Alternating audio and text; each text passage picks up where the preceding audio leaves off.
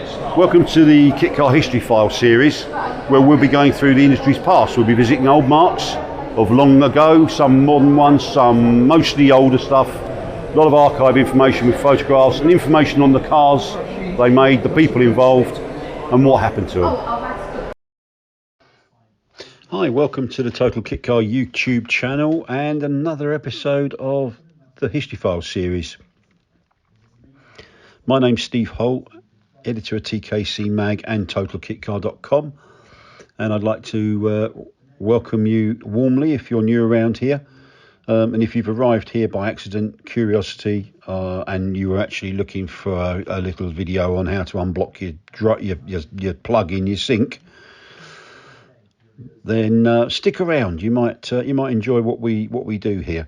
I hope. For the record, we look at the near 75-year-old history of the UK's marvellous kit car industry, a wonderfully colourful tapestry or canvas that gives us plenty of scope to look at the wild and brilliant cars that have appeared over the years. We look at the people, we look at the places, we look at all sorts of events and things that have characterised this brilliant UK industry.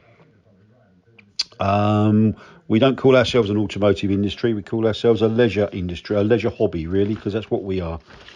Thoroughly enjoy our cars. If you're a regular around here, of course, then welcome back, and you know what to expect, I hope, and I hope you continue to enjoy. Anyway, the subject of this issue, magazine faux pas, this episode is a little car. Primarily it's on a car called the Navajo, or any other illiterate pronunciation of that word. I know the manufacturer used to, for some reason, call it Navajo, which always struck me as a bit odd, but it was his car and he can call it what he wanted, I suppose. But let's roll right back. In fact, the company concerned were one of the first kit car and race car manufacturing outfits that were based at what's now become an iconic landmark at Goodwood Motor Racing Circuit in West Sussex. It's called the Super Shell Building. Now, intriguingly, I always assumed, and I know you mustn't assume, but I'd always assumed that Super Shell was two words, because after all, the shell bit is to do with the oil company. But according to the good folk in Goodwood's media department, it is one word, and it is Super Shell. But let's go back to the days when that building, rather than being a corporate venue, hospitality venue, launch venue, and a very nice shiny building there, and very smart building on the corner at Woodcote, was just an old, almost derelict storage building from when the circuit was RAF West Hampton. But there's a company called it's a chap called Alan Langridge. That's Langridge, and he had been an engineer, a pretty clever one, working in superconductors and great big industrial type magnets. Not the sort of ones that went in the heel of your Clark's loafer when you was a kid. If you're under 50, maybe 55, you better ask your dad or your granddad about that. Moving swiftly on, he worked for a company called Tesla, but not the car manufacturer. There was a company in Pulborough, and may even still be there actually, called Tesla Engineering, and that's where they did all sorts of stuff on superconductors and big magnets. He founded a little company, a little racing car manufacturer at Tangmere, actually, in 1974 under the FSL Cars name, and that stood for the surnames basically of the protagonists: Robert Sankey, a man called Filmer, who disgracefully I can't credit him with his Christian name, for which I apologise, and Alan Langridge. It was 1976. They traded under. Their cars were known as Image under the Image brand. And in 1976, they actually moved to the Goodwood circuit, which had been described by various colleagues who went there in the 80s, 70s, and 80s as being a ghost town, which is really hard to believe given the sheer success and the enjoyment it gives hundreds of thousands of people each year at the various members meeting and revival meeting. But back then, it was used for track days and car testing. And that Super Shell building was the home to the new Image racing cars, because Sankey and Filmer, I believe, had moved on by that time. Alan had enjoyed some pretty good results that had generated quite a lot of orders, and he was very good, I was told, by someone that should know. He was very good at promoting talented young race drivers who didn't really have much of a budget, which is probably most people, unless you're really, really, really, really good. Many produced cars, mainly Formula Fords, under the FF1, FF2, FF2B, and FF3 model names. His first works driver was a guy called Frank Bayes, with others such as John Morrison, the famous race instructor and Strolling Bones bass player, indeed, Rob Wilson, and one Anthony Reid. Now, as far as I'm concerned, personally, I think he's possibly one of the most underrated racing drivers that Britain has ever produced. A fearsomely quick driver, not only in tin tops, which he's really good at, and arguably, although he's best known for his exploits in British touring cars, I think for Nissan and MG, he was also a very good endurance racer in Europe and Japan, where he also won the All Nippon F3 Championship, incidentally. But by 1978, he'd been working. He'd won, I think, a scholarship, an SO scholarship, Formula Ford, but didn't enjoy a very successful season. But he'd also been working, I think, had a couple of years at Graham Nern at Caterham Cars, and needing really to get his race career, and I think his personal sort of life back on track. He upped sticks, and he'd heard about Alan Langridge at Image, and he came to an arrangement with Alan. And Alan told me that this was true, because I remember talking to Alan about this in later years. Basically, I think that Anthony Reid, more or less, he worked on the cars during the week, all hours. And I think he did. He lived in a tent behind the Super Shell building, I think, at one stage. And in return, Alan would let him race an Image FF2B in Formula Ford at the weekends. I think another famous Goodwood motorsport team, or associated with Goodwood circuit, is Madgwick Motorsport, founded by the later FBAR F1 team manager Robert. I'm going to struggle with this pronunciation. Synge. Forgive me if that's wrong. It's Synge. I really do hate mispronouncing people's names. It's very disrespectful, and I didn't mean to cause any offence. Who was a director, I think, in the latter days of Image, which, excuse me, by 1981 had run its course pretty much. It was there that Alan, rather than take off, he carried on. He formed a new company called Alan Langridge Engineering. He was going to import, because obviously he'd become aware of the kit car industry, which was burgeoning back in those days, thanks to the likes of Philby and his kit car magazines. He was going to import a thing called the Aztec 7, an American kit that was basically a replica. If you want to Google, it's a beautiful thing. It was designed by Bertoni. It was called the Carabo, a Marcello Gandini design, no less, from 1968. And Aztec 7 was a replica of the car that never went in production. I think he got a kit over. He had a go at building it, and then he decided, invariably, like a lot of companies at those days did, he could do a better job. And he constructed one from scratch, actually. And he used a rear-mounted A-series engine with mini subframes. But it turned out he shelved that idea. But then he came up with a Moke-inspired kit car called the Navajo. And this one really did come to market. It was... He chose the Austin 1100 stroke Morris 1300. Forgive overseas listeners might have to forgive me for that. You need to Google that. It was at one time a very, very popular, and in fact between 1968 and 1974 the Austin 1100 was, for most of those years of its production life, the biggest selling car in the UK, certainly on a par these days with things like the Corsa, the Ford Focus, etc., etc. So it was a real big seller.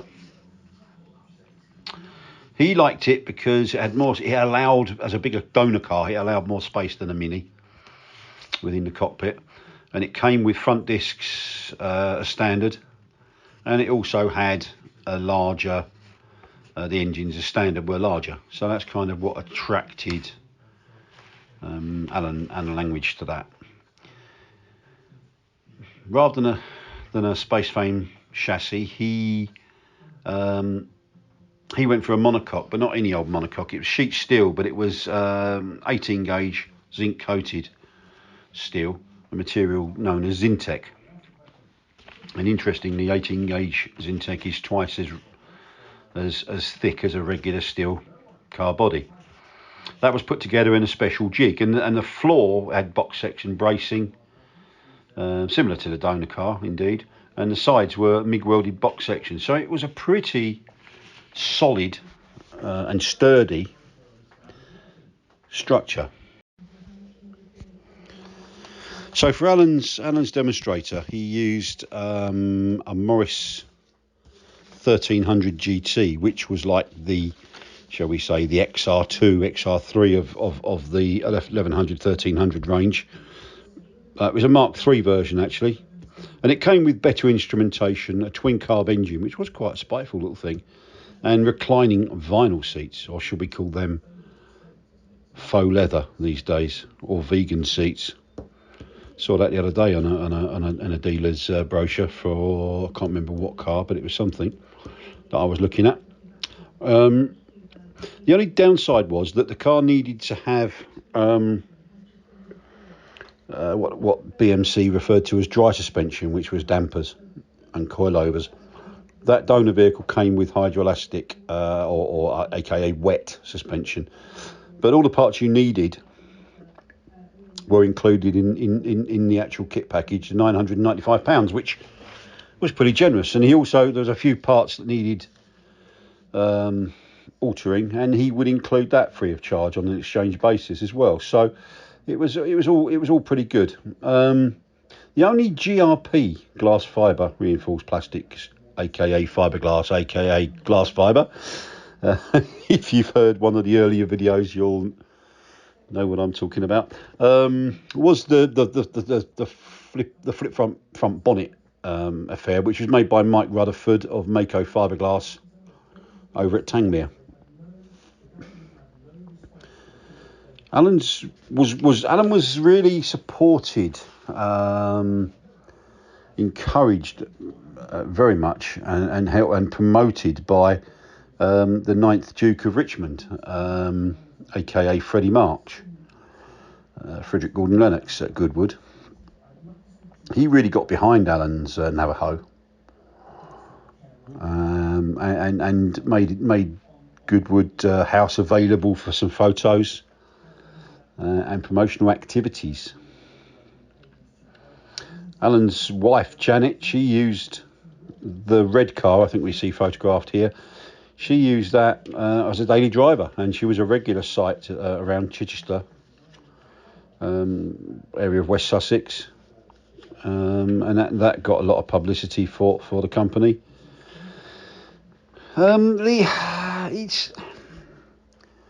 It turned out that he didn't really catch on. For some reason, he did about 22, I think, to be precise, but it should have done better than it did. I think maybe the donor might have affected it, because everybody associated with that style of vehicle needing to be Mini based. And ironically, in 1985, just before he ceased producing them, he put a stop press out in one of the kit car magazines saying that a Mini based version was forthcoming. May have been a little too late. And anyway, just after that, Alan packed up with the Navajo, he set up another race prep and spares and sort of race car brokers operation called AMT, and this stood for Alan Martin, that was Stone, and a man called Trevor, who I don't think was Trevor Carlin, but I don't know his surname. It could have been Trevor Carlin, given what Martin Stone went on to do. And he actually co-founded Carlin Motorsport with Trevor Carlin, so it could well have been Trevor Carlin, but that I'm not certain of. He now runs a company called LM Sport, which race car brokerage and such like, very successful. Alan's by 1986, Alan had packed up completely, and he and Janet emigrated to South Africa. Although they were soon back in the Vendée department of France, near La Rochelle, actually over on the west coast, just quite close to Bordeaux. And he ran a very successful Land Rover spares operation. And that's the last I heard of him, really. But so Navajo was a car that should have done better, definitely deserved to do better. But for whatever reason, it joins that list, massive pigeonhole of cars that should have done better. Indeed, cars that got away, ones that got away. Hope you enjoyed this episode of the Kit Car Files, and I will look forward to welcoming you again to the channel. We've got plans for 2024, which are quite exciting. If you're listening to this in 2025, you'll have to take my word for that. If you haven't already and you've got this far, perhaps you consider subscribing to the channel. I won't go down the usual nonsense about that, but you know why I like you to do that if possible. And give that thumbs up button a little prod for me if you'd be so kind. We do these weekly, and I hope you continue to enjoy them. We also do them in association with Neil Winnington, our video editor, his channel, which is Nwin Motors. So if you head over there and do the same thing that I asked you to do here, that would be much appreciated. And all I've got to say now is, wherever you are in the world, whatever time of the day it is, someone told me the other day they enjoy dropping off to these videos, which is great, really. That's quite nice, really. And I suppose I should put the sound of lapping waves going up a beach, sea coming in on a beach, just for that to send you off really into a lovely deep sleep. But all joking aside, hope you have a great day. Thanks for visiting once again, and I look forward to welcoming you again next time. Thank you.